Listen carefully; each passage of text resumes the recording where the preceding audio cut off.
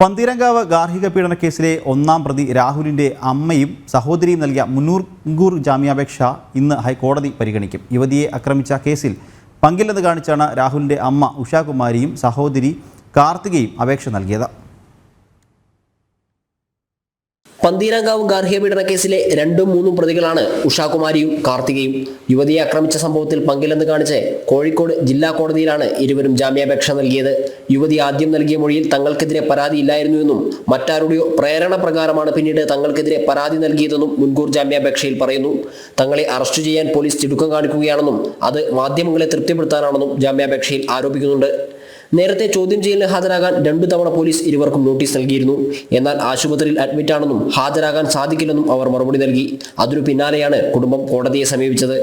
അതേസമയം കേസിലെ ഒന്നാം പ്രതി രാഹുലിന്റെ കാർ പോലീസ് കസ്റ്റഡിയിലെടുക്കുകയും വീട്ടിൽ ഫോറൻസിക് സംഘം പരിശോധന നടത്തുകയും ചെയ്തു.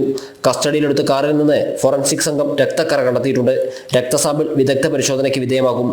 എന്നാൽ കേസെടുത്തതിനെ തുടർന്ന് വിദേശത്തേക്ക് കടന്ന രാഹുലിനെ കണ്ടെത്താൻ ഇതുവരെ പോലീസിന് കഴിഞ്ഞിട്ടില്ല.